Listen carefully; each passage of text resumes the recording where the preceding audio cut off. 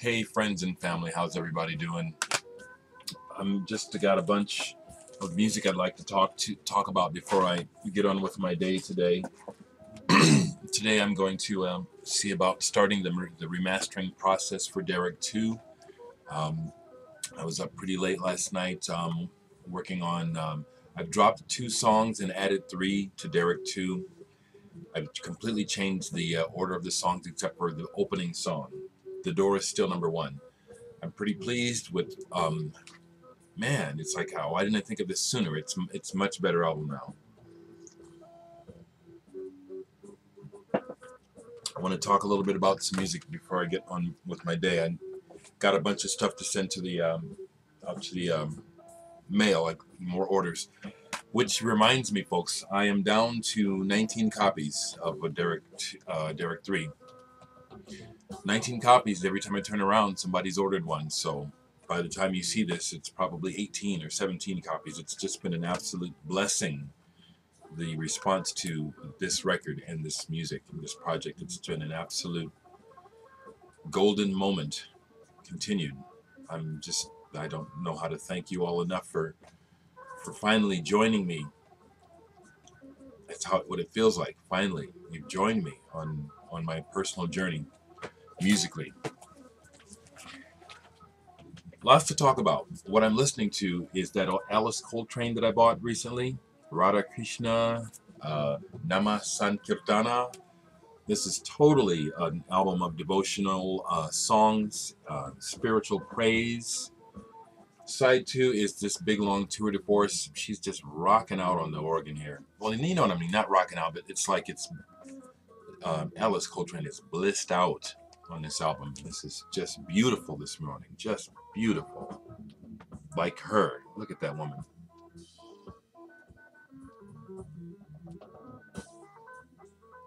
Much respect to Alice Coltrane.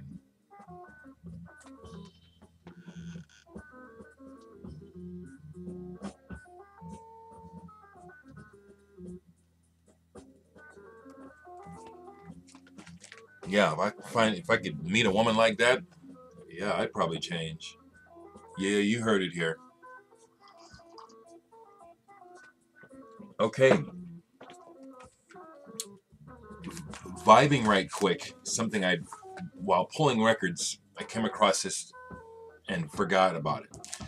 It's on the Ictus label, on Alvin Curran, Andrea Centazzo, Evan Parker, Real Time.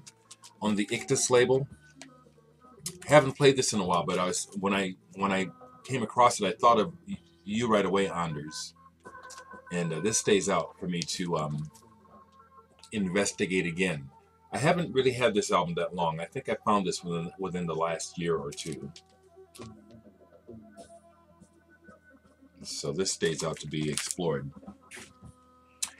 While I worked on some more collage stuff yesterday, because I just love it. You know, I just have the freedom to just work on art. I listened to Blood on the 4-track. And Fred, you're absolutely right that we do work in a very similar vein, capturing fragments, moments, atmospheres, impressions. Dereck 3 is definitely mostly about that, just capturing those, ideas, moments, feelings. And that's what you do here very nicely. What I like the most about this, to keep it on a positive tip, is the sound palette that you use, which is nicely varied. And I like the brightness of how you record. I'm sure you as a musician can hear what the next level is for your songs, eh? This is good stuff, Fred. I'm chuffed. And so is Jeff. You should have seen his reaction. We're both so pleased to have copies of this music. And please let it grow and develop. Work it, man. Work it. Wouldn't it be nice to have a set of your music, especially the stuff that you're really especially proud of, on vinyl? Wouldn't that be something? Again, thank you so much for sharing this with me and the rest of the VC. Yesterday I visited my friend Gary Foster. I've mentioned him several times. He's a drummer, producer, record collector, record seller, and we've been experiencing kind of this parallel growth in our personal lives and music careers for the last 10 years or so. I've known Gary much longer than that, but he met this woman, Ember Schrag, through me. Would have never expected that they would end up playing together, but he is her drummer now. This is Ember's brand new album, The Sewing Room. Gary's on every track. This is excellent new folk. No kidding, folk. This woman's voice and songwriting is excellent.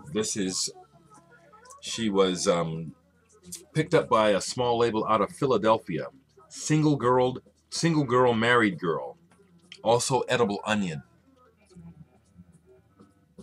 Those are the two labels that are behind her. This is wonderful. It's not, again, not because Gary's on it. I won't do that. You know, if it was crap, I'd find a way to tell you it's crap. Boy, this is good. She's got some other names on here, not names, but names when it comes to underground folk. And just, there is such an international scene of musicians and artists thriving and networking, completely hidden to the mainstream. And some of these people are some of the most incredible musicians and artists that you have never heard or seen. Ember Schrag is plugged into that scene. You know, Nels Cline, for example, people that work with him, people from the Sun Ra or Orchestra, people like that. She's working with people like that. This is really, really, really good. I highly recommend it. Far beyond the fact that my friend Gary is playing on this, and his playing is wonderful and has a lot to do with the deep beauty that you hear in here. Modern folk music is the way to put it. Ember Schrag is killer. Killer. And why am I not on her record? You know, Ember's trajectory and mine are like this. I love the woman, love her deeply. She's very intense, and she's got a path, and my path is different. Pure and simple. Could I end up being a guest on an upcoming record? That'd be great. But, you know, again, the way that we're working, she's going that way, and I'm going that way almost all the time. It feels good, actually. I'm so happy for her and Gary and her husband, Brian Day. Yeah, Alice, talk to me, girl.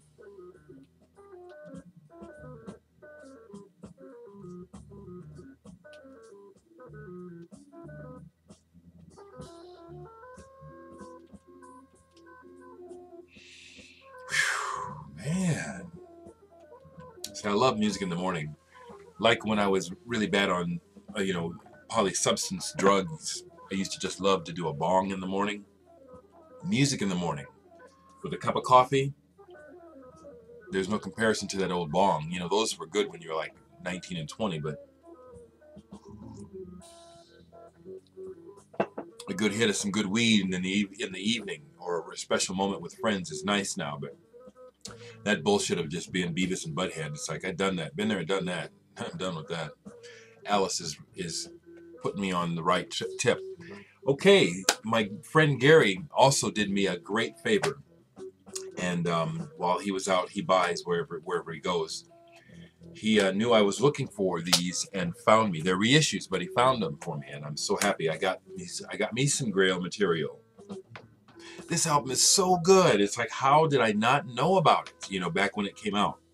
This album is fantastic. I could blab and scream about how wonderful this album is for the rest of the week. Since I got it yesterday, I played it twice for myself, and I played it again for Jeff when he came over to pick up his Mr. Rompert stuff. This is so good. Dorothy Ashby, Afro harping. This is killer. Oh my God. From the top, from the very first opening notes, the arrangements. This is amazingly good. Oh my God, this is fantastic.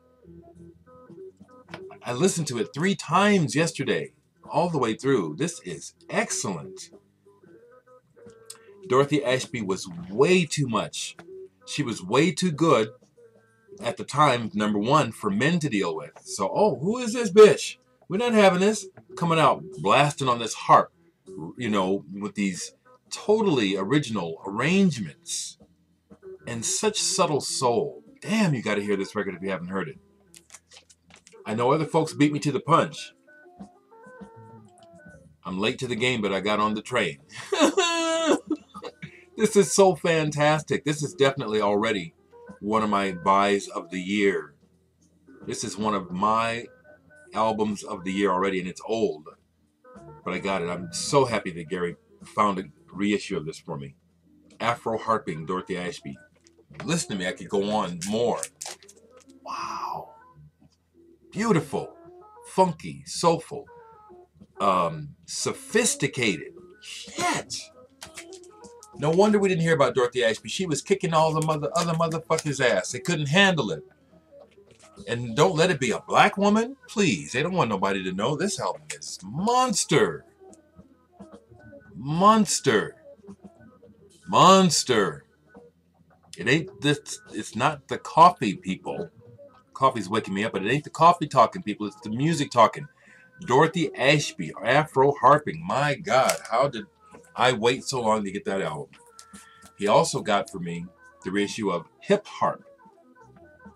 Now this one I haven't listened to all the way through, but right away, the other one is better to my ears. I think this is an earlier album too, but I was really happy to get this. Hip Harp, Dorothy Ashby. A very nice, faithful reproduction, and it's on the old Prestige label, the one that it's on one of the versions of the Prestige label you saw on 78s. I remember this label from childhood, my dad having Prestige 78s. Some were white and blue like this, and some were black and silver. So this rocked my world when Gary pulled these out and said, I found them for you, man. Yeah. And then when I got home, it's like I was excited already because of what I'd read and the hype. But when I dropped the needle on this one, I have to come back to it again. This is so fantastic. So good. I also picked up from Gary The Golden Number by Charlie Hayden. Sweet. Haven't really been able to absorb this completely yet. Dropped it the needle yesterday a little bit. Okay, look who's playing. Alright, need I say more? So this one is going to get a deep spin here real soon. Awesome, awesome, awesome stuff. I was also fortunate that when Jeff picked up his package from Marcel Mr. Rompert, he already had this, so he gave this to me, which I'm very chuffed about. Earth Song, Mary Hopkin. I do like Mary Hopkin, but really, what I really like about it is it's a UK Apple. I love records that are pressed from other countries. Slightly a fetish thing, you know. But Apple from UK or England, Europe somewhere, I love it. I just, you know, I just have a love affair with the Apple label itself. Even as a boy, when the Beatles revealed that their record label was going to be Apple, and then I finally saw it, immediately it was a stroke of genius. I saw it. It's like, wow, the Apple, you know, how much more fundamental can you get than that piece of fruit? The beginning of the alphabet, the whole biblical thing, you know what I'm saying? Beatles weren't half-stepping. So like I said, today I'm going to go, or hopefully I'm going to arrange to go and start the remastering process for Dereck 2, so I can get that ready for a fall release. I'm excited. But I'd like to finish this video by showing you the collage artwork that I've been working on. And I'm going to go in the order of like. You know, the ones I like the least to the ones I like the most. Okay, they're not in complete order, but like I said, I have an idea for a bigger art project with these. At this point, these are covers beyond the covers that I have made for my test pressings that I still intend to raffle off at some time in the future for money, you know, to either live on or make more records, one or the other, whichever one comes first. But these are not for sale. These, I like these so much right now. It's like I'm having the artist trip, which is, I want to sell this. I love it. So we're going to start with the ones that I think are the least, let me look again so I can get these in order. Okay, so these are, starting with these are my least favorites, going to the ones that I'm real proud of. Okay, so here's, I've shown some of these already, but here's an early one where I like this one. It's a riot of color, but it's, I'll critique myself, and maybe some of you will agree and some won't because it's a matter of taste and aesthetic, but there's the back, which is a 3D postcard. But this one, I like all the color, but I did not compose this one real well. Now, I like when my eye sweeps it, like when I do this, it gets caught up and it's entertained, but composition-wise, this one is probably my least favorite. This one I thought was done, but I started adding a little bit more to it last night, and I think I may add just a little bit more. Yes, if you watch Jen Music, I definitely have a thing about the eye. I see. That's what it's about. I see. I see what I see. You can tell me something, but I see what I see. And that's what I'm going by. So that's my next favorite. See, that Alice Coltrane was so sweet. I don't even want to switch. I'm going to play it again. And that's another thing I love about when something hits right. That was just wonderful. It's going again.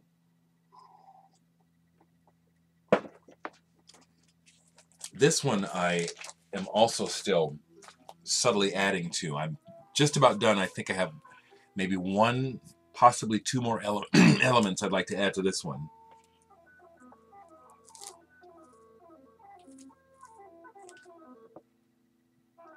Yeah, see, I'm liking that. You see what I mean? Or maybe you don't. But for me, the sense of composition is, you know, it's starting to come together more on this one. I don't know who that artwork is by on the back. Again, these are one-of-a-kinds that may or may not eventually get sold. I have this idea of a project where I'd like to reproduce them as a run, you know, like almost like prints, you know, and have a display, you know, do a display and a special piece of music, or special pieces of music to go with the covers, you know. It'd be an expensive project, but I'm putting my proposal together. I'm going to be approaching a local art gallery here in the future, not anytime soon. I'm putting my idea together. Okay, here we go. Here's another one that, this one is done, but at the same time, if something comes to me, more could happen here, but I'm liking this one.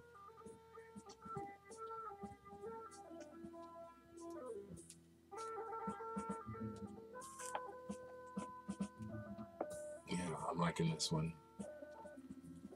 Many of the elements you see here are just recontextualized. It's just stuff, a lot of stuff is ads, parts of ads for magazines. If you look closely, you can discern them. But that's the beauty of collage art, is you recontextualize everything. So I'm liking this one. Okay, now this one, I like this one. This one's done. To my eye, this one is done. Got a ripped off a dolly postcard for the back. Yeah, I'm liking this one pretty well.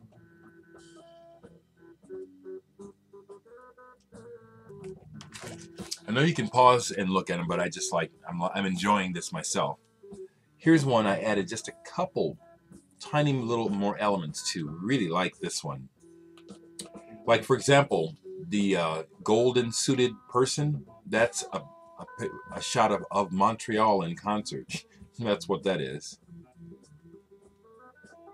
So it's just a matter of, you know, taking things and kind of changing how you see them. Okay, shown this one before. I have not added anything to this. This one is done, and I just like this one. Got the Dalai Lama peeking over the SG there, the rainbow SG.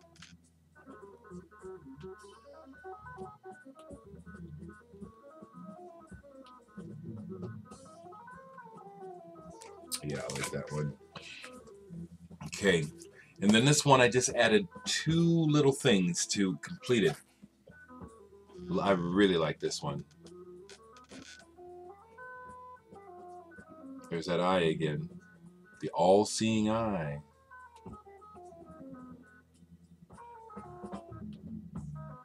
Yeah, I like this one a lot. This one I think I could use because the parts that I've used are so generic from regular everyday magazines, completely recontextualized, that I think I could probably use this without any, you know, concern about copyright or people saying, that's my photo, you know, which concerns me because I'm using other people's artwork to make my art, you know what I'm saying? I'm aware of that, you know, I don't want to be stepped on nobody's toes. But I like I keep using the word, I recontextualize it, which, you know, it's my, you know, it's my art now too, you know. It's gonna be another one of them long ass videos, man. I'm just gonna go because, okay, this one I've worked on and I'm done with this one. I like it a lot more now. I like this one. Okay, let's keep going. If you really want to study these guys, put the camera, put it on pause. Okay, I'm gonna, for the sake of time. And here we're getting into my riots of color. I just love this one. Love this.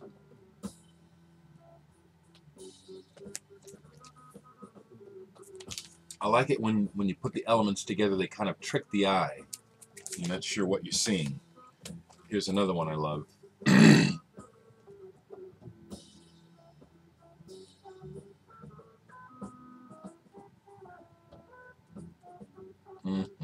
I like this one a lot.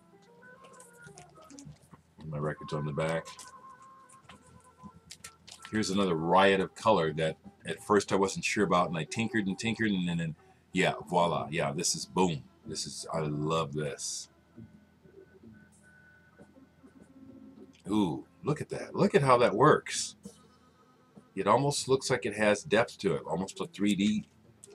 Here's a picture of Digital Sex playing at 4 in the morning in a watermelon patch down by the Missouri River. We're all on acid. It was a great show. Well, it was.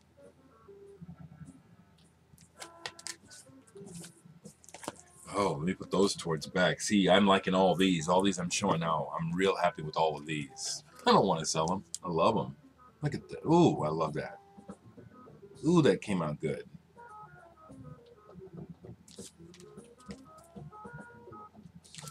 Again, as I've said, you know, I believe, I can't speak for all artists, but I believe that most artists, you know, work to please themselves first. So if I'm not able to go, ooh, you know, what's the point? For me, anyway. I'm doing this to enjoy this. It's, ooh, I like that. One of my photographs. Here's another one. Love this one.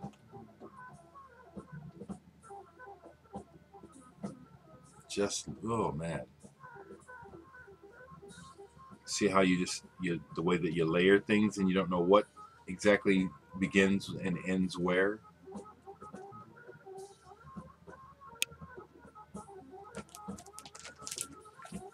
And then here's another one. Love this one. Just a little hint over here, these feet here, that's Florence and the Machine. See, everything is like, if you look closely,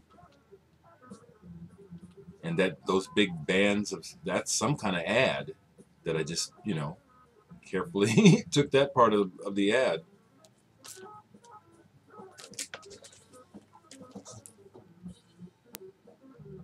Man, I like this one.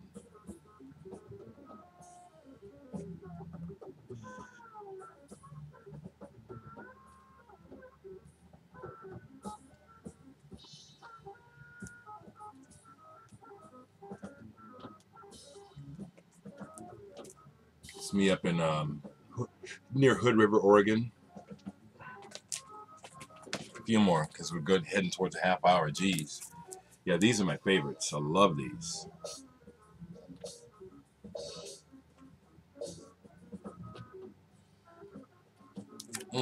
Man, these are fun to look at. Here's another one that when it was kind of like a wow, voila, wow. How did that come together? But this one did. This one came together nice.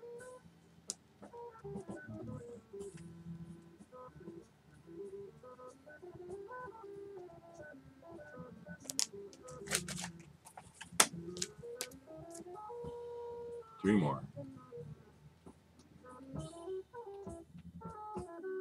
Psychedelic, you know, definitely. My mind has definitely been psychedelicized for life. And these covers are a reflection of that. These are the last two. Really like these. These are the most. These last two are the last two I've completed. These are my most recent works. This one here. The man in the middle, who's partially obscured, that is an original painting by the guy that did the cover for my single by me and Dino Filippi, Roger Gerberding. So that's a piece of artwork I have permission to use. This is one that this is an example of one where I believe I could use it. And then this one I completed yesterday. This is my most recent one. See, that's just working. That's working. Look at that. Okay, I'm stopping before we get to half an hour, people. Love y'all.